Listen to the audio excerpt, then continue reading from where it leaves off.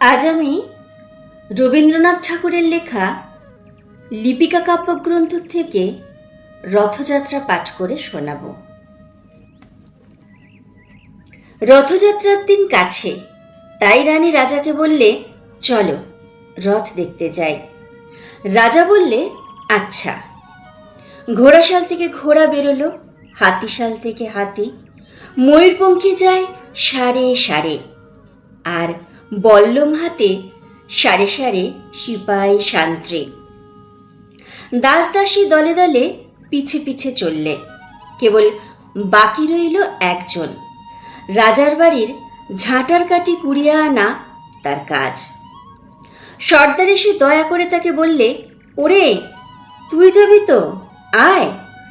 সে হাত জোর করে বললে, আমার যাওয়া ঘটবে না। রাজার কানে কথা উঠল, সবাই সঙ্গে যায়, কেবল সেই দুঃখীটা যায় না। রাজা দয়া করে মন্ত্রীকে বললে, ওকেও ডেকে নিও। রাস্তার ধারে তার বাড়ি।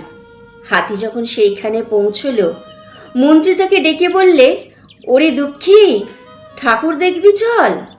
সে হাত জোর করে বললে, কত চলবো, ঠাকুরের দুয়ার পর্যন্ত পৌঁছোয় এমন সাধ্য কি আমার আছে?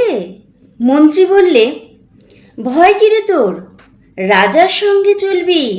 সে বললে, সর্বনাশ, রাজার পথ কি আমার পথ?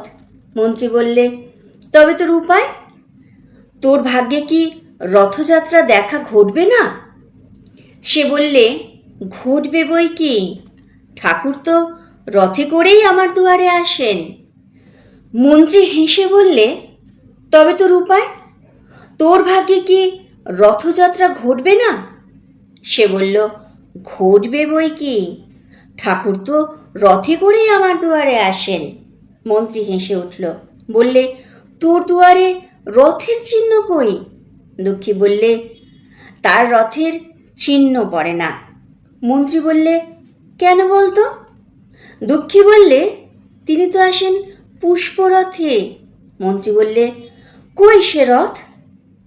দুঃখী দেখিয়ে দিলে, তার দুয়ারের দুই পাশে দুটি সূর্যমুখী ফুটে আছে।